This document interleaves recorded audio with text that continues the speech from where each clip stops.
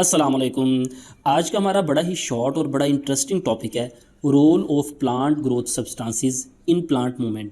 Growth substances से मुराद है हार्मोन्स। वो कह रहा है unlike animals plants movement controlled by hormones. Animals के अंदर तो नर्वस सिस्टम भी होता है, हार्मोन्स भी होते हैं, लेकिन पौधों की मूवमेंट्स सिर्फ और सिर्फ हार्मोन्स के ज़रिए कंट्रोल की जाती हैं। अब ये मुख्तलिफ़ किस्म की मूवमेंट्स हैं, फोटोपीरियडिज्म, जियोट्रॉपिज्म, नेस्टिक मूवमेंट्स। इन मूवमेंट्स को तो हम डिस्कस नहीं करेंगे, इनको हम लास्ट लेक्चर में डिटेल में देख चुके हैं। हम देखेंगे ये मूवमेंट्स किस हार्मोन की वजह से होती हैं। मसलन फोटोपीरियडिज्म ऑक्सीजन की वजह से होती है। कैसे? Unequal distribution of oxygen produce. अब ऑक्सीजन की गैर मुसावी तकसीम, अनइक्वल डिस्ट्रीब्यूशन होती है कहाँ पे? कोलियोप्टाइल स्टम्प के अंदर। कोलियोप्टाइल कहते हैं घास वगैरह का, आप कह लें पत्ते का एक हिस्सा होता है, उसे हम कोलियोप्टाइल कहते हैं। स्टंप कहते हैं, ये स्टंप है घास का या किसी तने का, आप हिस्सा काट दें तो बाकी जो हिस्सा बचता है उसे हम स्टंप कहते हैं।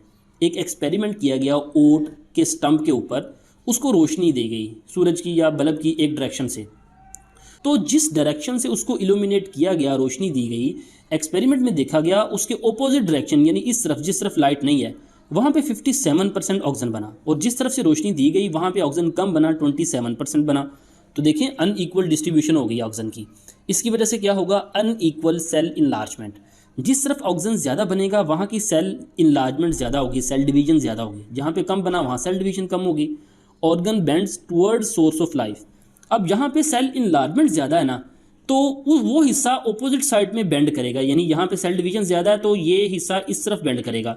तो अब यहाँ पे देखें ये जो हिस्सा है जहाँ पे लाइट आ रही है ना वहाँ पे ऑक्सीजन कम है, ऑपोजिट साइड पे ज़्यादा है, लिहाजा ये सोर्स ऑफ लाइट की तरफ बेंड करेगा। यहाँ पे देखें ये सोर्स ऑफ लाइट की तरफ बेंड हो रहा है।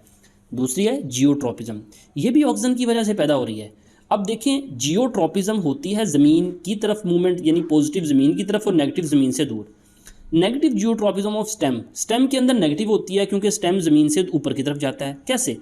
Sales of lower surface elongate, ये स्टेम है, इसके नीचे वाले जो सेल है ना वो इलोंगेट कर रहे हैं, उनमें डिवीजन ज़्यादा होगी, तो उसकी वजह से क्या होगा? Stem curves upward. जैसा कि मैंने बताया जहाँ पे सेल डिवीजन ज़्यादा वहाँ पे कर्व ऑपोजिट डायरेक्शन में होगी, तो स्टेम ऊपर को कर्व करेगी, स्टेम ऊपर जाएगी, नेगेटिव जियोट्रॉपिज्म शो करेगी। लेकिन रूट्स में मैकेनिज्म ही डिफरेंट है। रूट्स का ये मैकेनिज्म ही नहीं है। रूट्स में पॉजिटिव जियोट्रॉपिज्म होगी।